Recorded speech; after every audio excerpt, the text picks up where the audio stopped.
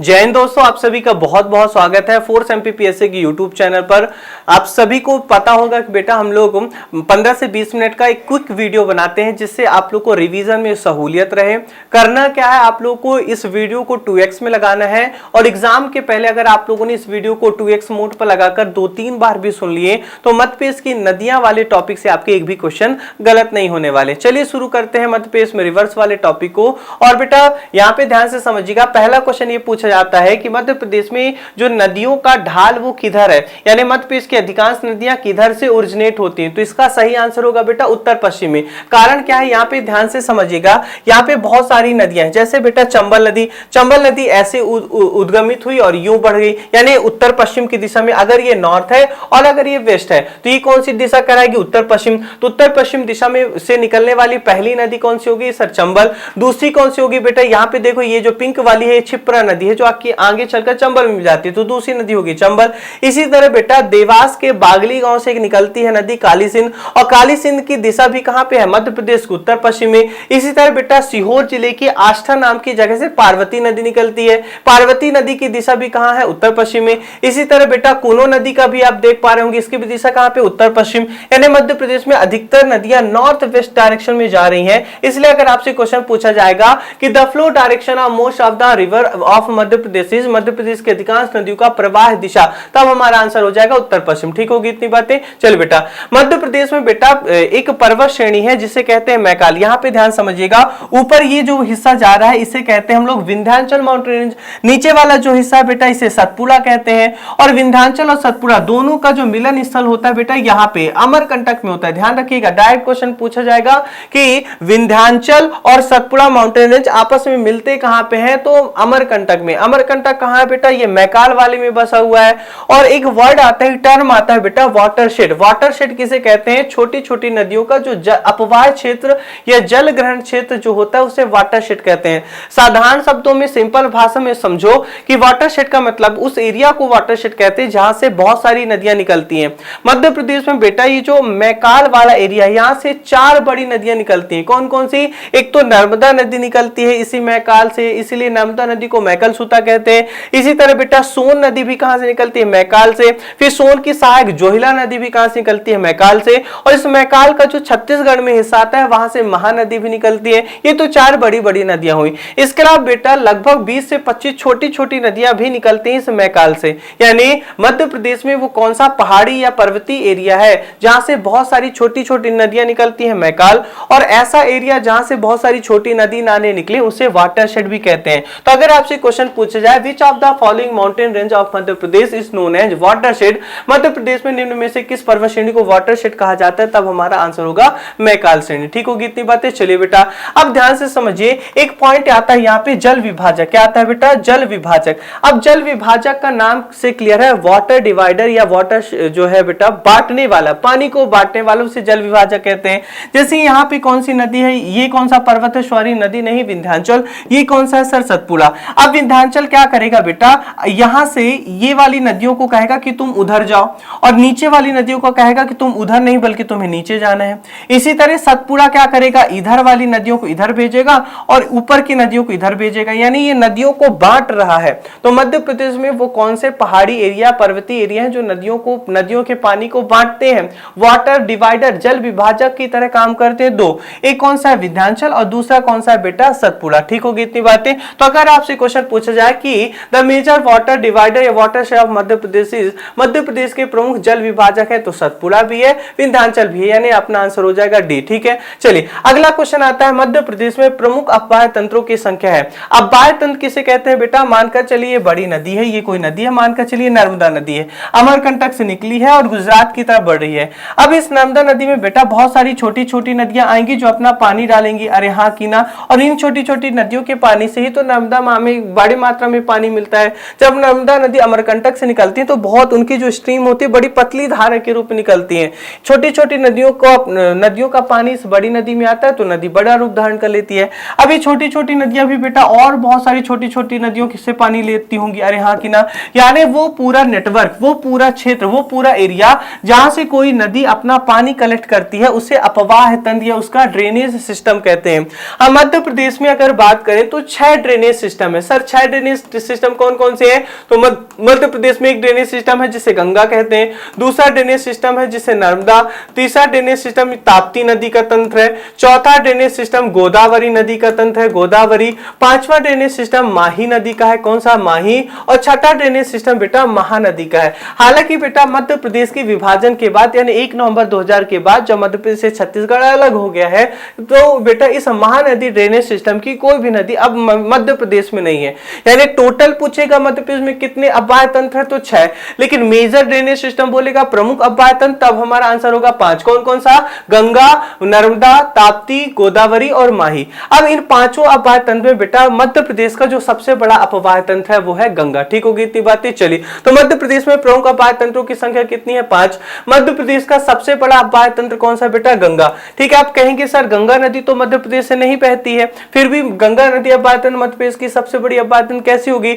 उसका कारण है बेटा कि मध्य प्रदेश में बहुत सारी नदियां हैं जो गंगा नदी या यमुना नदी में मिलती है, यानी उस ड्रेनेज सिस्टम का हिस्सा बनती है। जैसे चंबल हो गया, सिंध, बेतवा, केन, टोंस, सोन, ये सारी नदियां गंगा नदी अपाय तंत्र का ही हिस्सा बना लेती हैं। ठीक होगी इतनी बातें? चलिए अब अगला पॉइंट ध्यान से समझिएगा। मध्य प्रदेश में गंगा नदी अपाय तंत्र को कितने उपतंत्रों में बांटा गया है बेटा? 3। वो 3 कौन कौन से? यानी गंगा नदी के ड्रेनेज सिस्टम को भी 3 उपतंत्रों में बांटा गया है। पहला उपतंत्र कौन सा आता है? पहला उपतंत्र आता है बेटा चंबल अपाय तंत्र, दूसरा कौन सा आता है? टोंस अपाय तंत्र, और तीसरा कौन सा आता है? सोन ड्रेनेज सिस्टम या सोन अपवाय तंत्र। ये चंबल तो किसमें मिलती है बेटा? यमुना में मिलती है, जबकि ध्यान रखिएगा मध्य प्रदेश की वो 2 नदियां जो सीधे गंगा में मिलती है, एक है टोंस और दूसरी हो गई बेटा सोन। ठीक है, चलिए, तो मध्य प्रदेश में गंगा नदी अपाय तंत्र को कितने उपतंत्रों में बांटा गया है? आंसर है 3। कौन कौन से? एक बार फिर से देख लीजिए, चंबल नदी अपाय तंत्र, टोंस नदी अपाय तंत्र और सोन नदी अपाय तंत्र। चलिए अगले क्वेश्चन की तरफ बढ़ते हैं। निम्न में से कौन सा उपनदी तंत्र गंगा नदी तंत्र का हिस्सा नहीं है? तो ये तीनों तो हिस्सा है बेटा, जबकि वेन गंगा नहीं है। वेन गंगा गोदावरी अपाय तंत्र का हिस्सा है। चलिए बेटा, अब चंबल नदी के बारे में जितने इंपॉर्टेंट फैक्ट है उसको क्विक रिवाइज कर लेते हैं। इन सभी को बेटा मैंने डिटेल में पढ़ाया है। डिटेल वाली हमारी जो क्लास होती है रात को 9 बजे से फोर्स एमपीपीएससी यूट्यूब चैनल पर स्टार्ट होती है। ये तो बेटा रिवीजन पर्पस से बनाया जा रहा है, इसलिए फटाफट हम लोग एक बार देख लेते हैं। चंबल नदी का जो उद्गम होता है बेटा इंदौर जिला, इंदौर जिले में डॉक्टर अंबेडकर नगर तहसील है जिसे महू नाम से भी जानते हैं। महू का पूरा नाम मिलिट्री हेडक्वार्टर ऑफ वॉर। और महू में बेटा एक पहाड़ी है जिसे कहते हैं जाना पाव पहाड़ी। ये जाना पाव पहाड़ी बेटा विंध्याचल रेंज का हिस्सा है। और मालवा की सबसे ऊंची चोटी पूछेगा तो सिगार। कैसे याद रखेंगे? जिसके पास माल होगा वो तो सिगार पिएगा, नहीं तो जिसके पास माल नहीं हो बीड़ी से काम चलाता है। ये बेटा मालवा के पठार की दूसरी सबसे ऊंची चोटी है। मालवा के पठार की सबसे ऊंची चोटी सिगार है, 881 मीटर उसकी हाइट है। जबकि मालवा के पठार की सेकंड हाईएस्ट पीक है जाना पाव पहाड़ी। और इसी जाना पाव पहाड़ी के वांगचू पॉइंट से चंबल नदी का उद्गम होता है। एक बार फिर से मुझे बता दीजिए चंबल नदी का ओरिजिन कहां से होता है? सर इंदौर जिले में डॉक्टर अंबेडकर नगर या महू तहसील में जाना पाव पहाड़ी और जाना पाव पहाड़ी से वांगचू पॉइंट। जाना पाव पहाड़ी के बारे में इंपॉर्टेंट फैक्ट, जाना पाव पहाड़ी it is second highest peak of Malwa plateau. Malwa के पठार की दूसरी सबसे ऊंची चोटी है। फिर अगला पॉइंट ध्यान रखिएगा, चंबल नदी को पुराणों में चरमावती, धर्मावती और कामधेनु कहा गया है। क्या कहा गया है? मेरे साथ बोले आंख बंद करके, चरमावती, धर्मावती, कामधेनु। चरमावती, धर्मावती, कामधेनु। जबकि बेटा जो महाभारत है उसमें चंबल नदी को पूर्णा कहा गया। डायरेक्ट क्वेश्चन पूछा जाएगा कि किस नदी को महाभारत में पूर्णा कहा गया? चंबल नदी को। इसके अलावा मेरे क्वेश्चन का आंसर करिए कि गंगा नदी को धरती पे लाने का श्रेय किसे जाता है? भागीरथी को। वैसे ही बेटा चंबल नदी को पृथ्वी पर लाने का श्रेय रंती देव को, राजा रंती देव को जाता है। इसीलिए चंबल नदी को रंती देव की कीर्ति भी कहा जाता है। इस मैप में आप देख सकते हैं कि चंबल नदी कौन कौन से जिलों से प्रवाहित होती है। तो सबसे पहले इंदौर से निकलती है, नहीं पहला जिला इंदौर। उसके बाद बेटा दूसरा उज्जैन जिले में प्रवेश करती है। उज्जैन शहर नहीं, उज्जैन शहर तो क्षिप्रा में बसा हुआ है, उज्जैन जिले से गुजरती है। फिर बेटा तीसरा यहाँ पे देखेंगे, यहाँ पे धार है, यानी 3 जिले इंदौर, उज्जैन, धार। कौन कौन? इंदौर, उज्जैन, धार। एक बार फिर से इंदौर, उज्जैन, धार। क्या चंबल नदी देवास जिले से गुजरती है? ना, पहला इंदौर, उज्जैन और तीसरा आ जाएगा धार। चौथा आ जाएगा बेटा रतलाम, पांचवा मंदसौर, छठा नीमच। एक बार फिर मेरे साथ बोलेंगे, इंदौर हो गया, उज्जैन, धार, इंदौर, उज्जैन, धार, रतलाम, मंदसौर, नीमच। फिर से एक बार, इंदौर, उज्जैन, धार, रतलाम, मंदसौर, नीमच। इसके बाद बेटा चंबल नदी राजस्थान में प्रवेश करती है और राजस्थान के बाद चंबल नदी एक बार फिर से मध्य प्रदेश में प्रवेश करती है और मध्य प्रदेश के 3 जिलों से श्योपुर, मुरैना और भिंड से होकर होकर गुजरती है। यानी मध्य प्रदेश के कितने जिलों से चंबल नदी गुजरती है? तो फिर ध्यान सुनिएगा, इंदौर, उज्जैन, धार, रतलाम, मंदसौर, नीमच, ठीक है। उसके बाद श्योपुर, मुरैना, भिंड। अब यहाँ पे देखिए बेटा, ये चंबल नदी है। चंबल नदी के ऊपर अगर आप बढ़ेंगे तो राजस्थान देखने को मिलेगा, और चंबल नदी के नीचे बेटा आपको मुरैना देखने को मिलेगा। तो आपसे डायरेक्ट क्वेश्चन पूछा जाएगा वो कौन सी नदी है जो मध्य प्रदेश की उत्तरी सीमा का निर्धारण करती है? तो चंबल। और राजस्थान मध्य प्रदेश की भी सीमा कौन बना रही? चंबल। कितने किलोमीटर बेटा? तो लगभग 216 किलोमीटर की सीमा बनाती है। जबकि बेटा यहाँ पे देखेंगे चंबल नदी ऐसे बढ़ती है, यहाँ पे ये उत्तर प्रदेश आ जाएगा और यहाँ पे मध्य प्रदेश। चंबल नदी उत्तर प्रदेश और मध्य प्रदेश की भी सीमा बनाती है। कितनी? लगभग 112 किलोमीटर। ठीक होगी इतनी बातें। चलिए, अब यहाँ पे बेटा चंबल नदी उत्तर प्रदेश के इटावा जिले में आती है। कहां पे आती है? इटावा जिले में। और इटावा जिले में बेटा ये यमुना नदी में मिल जाती है। ठीक है, तो कौन कौन से जिले? इंदौर, उज्जैन, धार, उसके बाद रतलाम, मंदसौर, नीमच। इसके बाद ये कहां जाते हैं? राजस्थान में। फिर मध्य प्रदेश में श्योपुर, मुरैना, भिंड। उसके बाद उत्तर प्रदेश के इटावा जिले में चली जाती है। इटावा शहर से लगभग 38 किलोमीटर की दूरी पर ये यमुना नदी पर मिल जाती है। ठीक है, चलिए उसके बाद अगला पॉइंट ध्यान से समझिएगा बेटा। ये अगर आपसे क्वेश्चन पूछा जाएगा कि मध्य प्रदेश की सबसे लंबी नदी कौन सी है, लॉन्गेस्ट रिवर ऑफ मध्य प्रदेश, तो ध्यान रखिएगा नर्मदा। नर्मदा नदी की टोटल लंबाई कितनी है? 13-12 किलोमीटर। नर्मदा नदी की मध्य प्रदेश में कितनी लंबाई है? 1077 किलोमीटर। इसी तरह बेटा ध्यान रखिएगा, सबसे लंबी तो होगी नर्मदा। मध्य प्रदेश की दूसरी सबसे लंबी नदी कौन सी हो जाएगी? चंबल। चंबल नदी की टोटल लंबाई है 965 किलोमीटर। ये फैक्ट लगातार मेरे साथ बोलते रहे। ये सीरीज बनाई जा रही है आपके रिवीजन के लिए। समझा तो मैंने डिटेल में दिया है, बस आप रिवाइज करें। रिवीजन के लिए फटाफट ही हमको बढ़ना पड़ेगा। 2x पे लगाकर एग्जाम के पहले 2-3 बार सुनना है। मध्य प्रदेश की सबसे बड़ी नर्मदा, लंबाई 13-12, मध्य प्रदेश में 1077। फिर दूसरा पॉइंट ध्यान रखना है कि मध्य प्रदेश की दूसरी सबसे लंबी नदी चंबल। चंबल नदी की कुल लंबाई कितनी है? 965। और मध्य प्रदेश में कितनी है? तो मुझसे 3-2-5 मत करो। क्या ना करो? मुझसे 3-2-5 मत करो। तो चंबल नदी की मध्य प्रदेश लंबाई है 325 किलोमीटर। इसके अलावा कुछ और मध्य प्रदेश की बड़ी नदियां हैं, जैसे सबसे बड़ी हो जाएगी पहले नंबर में नर्मदा, टोटल लंबाई है 312। मध्य प्रदेश में बेटा 1077। चंबल नदी, इसकी टोटल लंबाई है 965, मध्य प्रदेश में 325। फिर सोन नदी की कुल लंबाई है 780, मध्य प्रदेश में 509। और मध्य प्रदेश की चौथी सबसे बड़ी नदी है या लंबी नदी है ताप्ती, टोटल लंबाई है 724, मध्य प्रदेश में कितनी है? 322। वीडियो को यहीं पे पॉज करिए और इसको 2 बार देखकर बोलिएगा, तभी याद होगा। एक बार फिर मेरे साथ बोलेंगे, मध्य प्रदेश की सबसे लंबी नर्मदा, टोटल 312, मध्य प्रदेश में 1077। मध्य प्रदेश की दूसरी सबसे लंबी नदी चंबल, मध्य प्रदेश में कितनी है? 325। मध्य प्रदेश की तीसरी सबसे लंबी नदी है सोन, टोटल लंबाई 780, मध्य प्रदेश में 509। मध्य प्रदेश की चौथी सबसे लंबी नदी है ताप्ती, टोटल लंबाई 724, मध्य प्रदेश में कितनी है? 322 किलोमीटर। ठीक, चलिए अगर आप से मैं पूछूं बेटा मध्य प्रदेश और गुजरात की, ध्यान रखिएगा नर्मदा नदी मध्य प्रदेश के साथ साथ गुजरात की भी लाइफ लाइन है। कौन सी? नर्मदा नदी। इसी तरह अगर आपसे पूछूं बेटा life line of Bundelkhand, Bundelkhand की जीवन रेखा, साथ ही साथ मध्य प्रदेश की गंगा, प्रदूषण के बेसिस पर किसे कहा जाता है? बेतवा को। फिर लाइफ लाइन ऑफ पश्चिमी मध्य प्रदेश, बेटा आप यहां पे देखिएगा, ये जो चंबल नदी है ये इस एरिया में बहती है, यहां पे बेटा पश्चिमी मध्य प्रदेश और साथ साथ उत्तरी मध्य प्रदेश। तो ध्यान रखिएगा life line of western MP, साथ साथ नदर्न एमपी, पश्चिमी और उत्तर मध्य प्रदेश की जो लाइफ लाइन है वो कौन से बेटा? चंबल। छिंदवाड़ा की जीवन रेखा बहुत इंपॉर्टेंट, ध्यान रखिएगा, कुलबहरा नदी। इसी तरह बेटा लाइफ लाइन ऑफ सिवनी, यानी सिवनी की जीवन रेखा और साथ साथ बालाघाट की जीवन रेखा बेनगंगा। मेरे साथ एक बार फिर से बोलेंगे, मध्य प्रदेश गुजरात की जीवन रेखा नर्मदा, पश्चिमी बुंदेलखंड की जीवन रेखा बेतवा, पश्चिमी मध्य प्रदेश की जीवन रेखा चंबल, छिंदवाड़ा की जीवन रेखा कुलबहरा और सिवनी की जीवन रेखा बेनगंगा नदी को कहा जाता है। ठीक है, चलिए इसके बाद बेटा अगला पॉइंट ध्यान से सुनिएगा।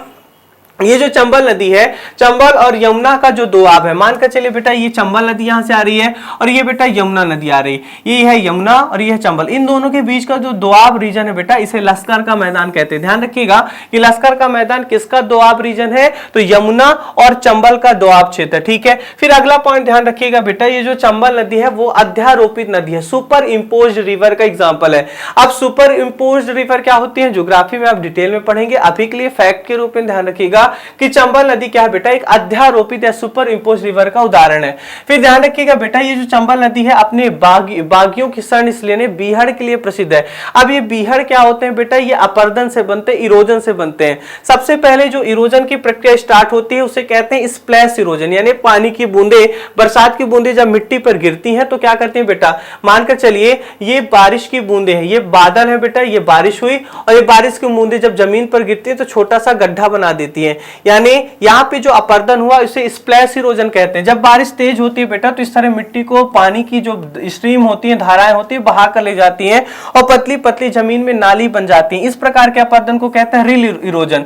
और अगर रिल इरोजन बड़े मात्रा में हो तो उसे गली इरोजन कहते हैं, अवनालिका अपर्दन। और चंबल नदी ने क्या किया बेटा, श्योपुर मुरैना भिंड में इसी तरह की गली इरोजन या अवनालिका अपर्दन लंबे टाइम से कर रही है और ऊंचे ऊंचे बेटा इस प्रकार के स्ट्रक्चर बन गए हैं जिसे चंबल के बीहड़ कहते हैं। अब चंबल के बीहड़ में बेटा यहाँ पे छुपने की बहुत अच्छे क्षेत्र होते हैं, क्योंकि बेटा काफी ऊंचे ऊंचे टीले बन जाते हैं, टीले के अंदर बेटा गुफा बनाकर या किसी भी तरीके से छुपने का जुगाड़ हो जाता है। इसलिए बेटा जो बागियों की शरण स्थली इन्हीं बीहड़ को कहा जाता है। एक पॉइंट और ध्यान रखिएगा, मध्य प्रदेश में कौन सी नदी बीहड़ या अपर्दन के लिए फेमस है, तो चंबल भी फेमस है, साथ ही साथ बेटा ताप्ती नदी भी अपने साथ अपर्दन करती है। तो अपर्दन के लिए या बीहड़ के लिए कौन कौन फेमस है, चंबल भी फेमस है, साथ ही साथ ताप्ती भी फेमस। ठीक है, एक बात और ध्यान से सुनिएगा बेटा, चंबल नदी के किनारे कौन कौन से प्रमुख शहर बसे हुए हैं। वैसे छोटे छोटे गांव तो बहुत बसे हैं, लेकिन 4 बड़े शहर, बड़े शहरों की बात कर रहा हूं। पहला बड़ा शहर कौन सा है, डॉक्टर अंबेडकर नगर, जहां से चंबल नदी निकलती है जाना पाओ पहाड़ी के वांगचू पॉइंट से। तो पहला बड़ा शहर हो गया महू, दूसरा हो गया रतलाम, तीसरा हो गया श्योपुर और चौथा हो गया मुरैना। एक बार वीडियो पॉज करके इन चारों शहर का नाम लीजिए, फिर एक बार आंख बंद करके बोलिए कौन कितने शहर, 4 बड़े शहर, महू, रतलाम, श्योपुर, मुरैना। एक बार और, महू, रतलाम, श्योपुर और मुरैना। इसके अलावा ध्यान रखिएगा चंबल नदी के द्वारा किताबों में लिखा हुआ होता है कि 2 वाटरफॉल बनाती है। चंबल नदी एक झरना बनाती है जिसे चुलिया वाटरफॉल कहते हैं, जबकि दूसरा झरना बनाती है जिसे पाताल पानी, ध्यान रखिएगा पाताल पानी। और एक पॉइंट ध्यान सुनिएगा बेटा, पाताल पानी जो वाटरफॉल है ये महू में ही है, चंबल नदी के द्वारा नहीं, बल्कि ये पाताल पानी वाटरफॉल चोरल नदी के द्वारा बनाया जाता है। ध्यान सुनिएगा, किताबों में लिखा हुआ है कि चंबल नदी जो है पाताल पानी वाटरफॉल भी बनाती है, चुलिया वाटरफॉल भी, लेकिन नहीं बेटा, ये जो पाताल पानी वाटरफॉल है चोरल नदी के द्वारा बनाया जाता है। फिर चुलिया जलप्रपात के बारे में क्या क्या ध्यान रखना है, पहला ये चुलिया वाटरफॉल चंबल नदी बनाती है। कहां बनाती है बेटा, तो राजस्थान में कोटा है, कोटा जिले में बेटा भैंसरोडगढ़ नाम की जगह पे, कहां पे, राजस्थान में कोटा जिला, और कोटा जिले में कौन सी जगह, भैंसरोडगढ़ जगह। और यहाँ पे बेटा चुलिया वाटरफॉल बनाती है। कितनी ऊंचाई से इस झरने में पानी गिरता है, तो 18 मीटर की ऊंचाई से झरने में पानी गिरता है। ठीक होगी इतनी बातें। चलिए बेटा अब ध्यान से समझिएगा कि ये जहां पे मैंने क्या कहा कि जो चंबल नदी है उत्तर प्रदेश के इटावा में यमुना नदी मिल जाती है, और इटावा में बेटा जिस जगह पर चंबल नदी यमुना में मिलती है वहां पे 3 और नदियां मिलती हैं। वो कौन कौन सी 3 नदियां हैं बेटा, ध्यान सुनिएगा। यमुना नदी में और कौन कौन सी नदियां, तो यमुना में, एक सेकंड बेटा, तो एक तो हो जाएगी बेटा यमुना नदी, यमुना में कौन सी नदी मिल रही है, चंबल। इसी के साथ बेटा यमुना चंबल के संगम पर 3 और नदियां आकर मिलती है। कौन कौन सी, एक आती है पहुज नदी, एक आती है सिंध नदी और एक आती है बेटा क्वारी नदी। इन 5 नदियों का संगम एक ही जगह पर होता है। कहां पे होता है, तो इटावा जिला, उत्तर प्रदेश का, यूपी का इटावा जिला, और इटावा जिले से लगभग 38 किलोमीटर दूर इन 5 नदियों का संगम होता है, चंबल, यमुना, पहुज, सिंध और कुंवारी। और इन 5 नदियों का संगम होने के कारण बेटा इस जगह को पंचनद कहते हैं। क्या कहते हैं, पंचनद। तो ध्यान रखिएगा पंचनद का संबंध चंबल नदी से है, और पंचनद की 5 नदियां कौन कौन सी, यमुना, चंबल, पहुज, सिंध और क्वारी। ठीक होगी इतनी बातें बेटा। चलिए इसके अलावा जो चंबल नदी की कौन कौन सी प्रमुख सहायक नदियां हैं, तो कौन कौन सी है, मेरे साथ 2 बार बोलेंगे, फिर एक बार लिख कर प्रैक्टिस कर लीजिएगा, यकीन मानिए आपको याद हो जाएगा।